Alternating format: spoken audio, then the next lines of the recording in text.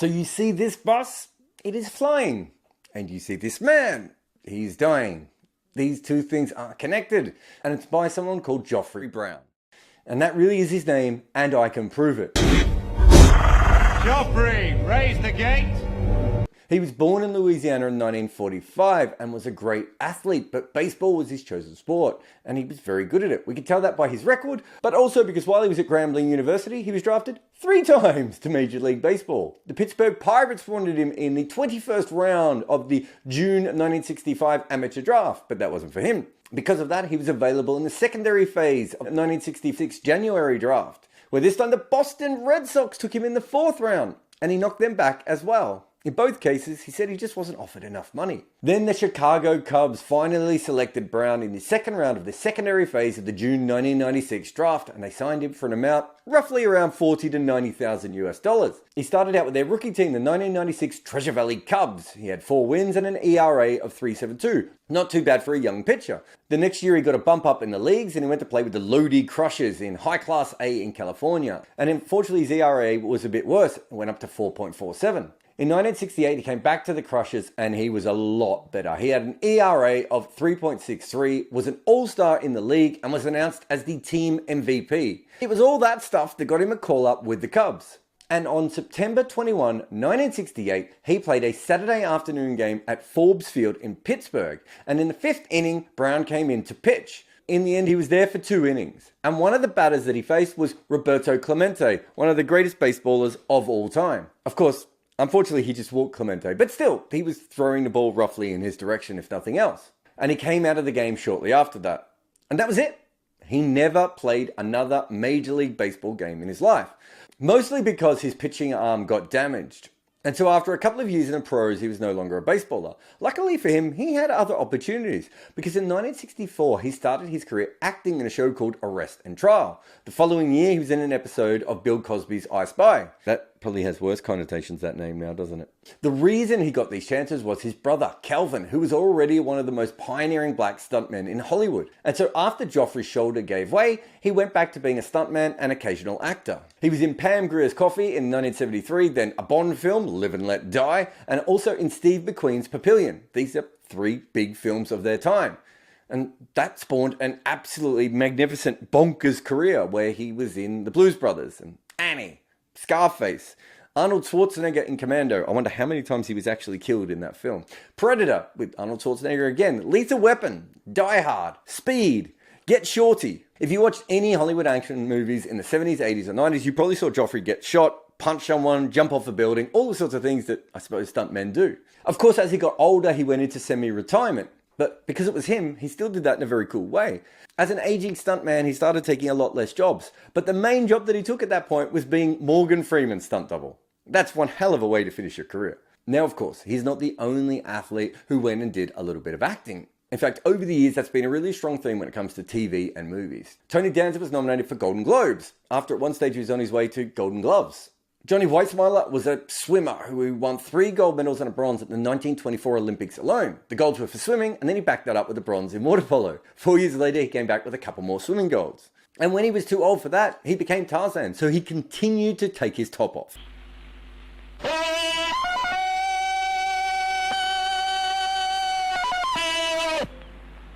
When the Indian cricketer Srisanth was banned for match fixing, he found his way as an all-singing, all-dancing star of occasional Bollywood films, but also local cinema. I'm pretty sure he was faster on a bike than with the ball. 2 England hardmen actors, Vinnie Jones and Jason Statham, started as athletes. Jones was a fairly famous footballer, while Statham was a diver for the UK team for about a decade. He never quite made it to the Olympics, but he did have one big moment at the Commonwealth Games that sadly didn't go quite as well as the end of most of his movies do for him. Then you've got Terry Crews, who's become a fairly famous comedic actor. But before that, he was an NFL player who bumbled around a few different teams. Also, Jim Brown was an NFL player before he started Mars Attacks and was needlessly killed at the end of The Dirty Dozen. You've also got other NFL players like John David Washington, Bubba Smith, Fred Williamson, and if we name all the NFL players, we'll be here for about a year. Of course, there was one other NFL player whose acting career was really taking off, and then in the mid-90s, for some reason, that all stopped. What about C. Aubrey Smith, a man good enough to captain England in a test match, take a 5-wicket haul, and then never play for them again? He went on to have an incredible Hollywood career, including starring in Tarzan the Ape Man with Weissmuller, perhaps one of the most athletic movies ever made. Sonia Heaney and Esther Williams were two top athletes of their time, both brought into acting because of their athletic skills. Heaney would perform in musical comedy dramas where she would ice skate because she was incredible. She won 3 gold medals in that and probably changed figure skating forever. Esther Williams was not as good an athlete, or at the very least, we never got to see the most of her because her first Olympics was going to be 1940 and then the whole war thing happened.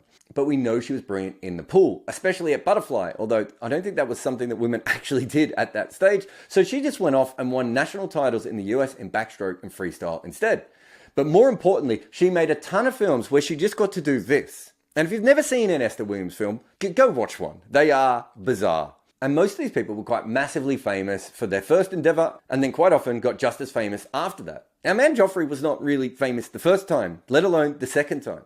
He was just a regular working person who happened to have some of the coolest jobs ever. And yet he still played an incredibly important part in film history, 2 times over. Because of him, his brother, and other early pioneers, black stuntmen started to work in the business. Because until Jophery and his brother really started to get work, what would happen is they would just get white stuntmen and black up their faces. Having someone as talented as the 2 Turner brothers actually changed the industry forever. And of course, because of that, he made the speed bus jump 50 feet. Well, I suppose technically special effects made it jump 50 feet. But here he is jumping that bus and smashing the crap out of it and himself. You can actually kind of see him in the movie a little bit as well. But as I mentioned before, he did one more cool thing. He was the first person eaten by a dinosaur in Jurassic Park. And if you have watched that movie, you have seen Jophery at work, literally being eaten by a raptor. We didn't even know what raptors were. We hadn't even seen a raptor. Jophery got eaten by a raptor before we knew raptors were the coolest dinosaur in Jurassic Park.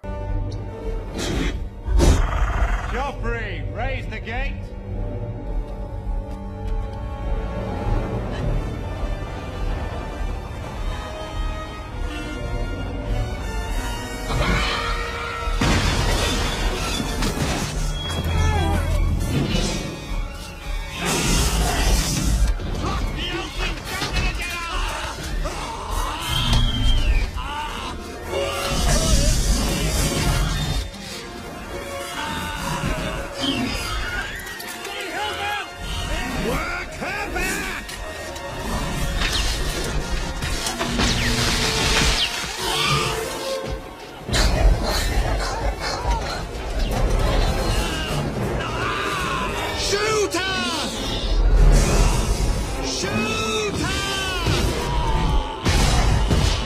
So just imagine doing one thing in your life as amazing as being eaten by a dinosaur in one of the most successful films of all time. But the thing is, he did do so many more incredible things other than that. Let me put it this way. If he just played professional baseball, that would have been cool. The fact that he then got to the majors and got to pitch at Roberto Clemente is beyond cool. The fact that he was a stuntman, that is pretty cool, especially breaking into a racist system. But then he went far beyond that, didn't he? So just on his own, that is absolutely incredible. But in almost everything he did, he sort of upped his legend status. The man was Morgan Freeman in stunt form. He pitched for the Cubs. He got eaten by a Steven Spielberg dinosaur. He went up against Roberto Clemente. And when that wasn't good enough, he made a bus fly.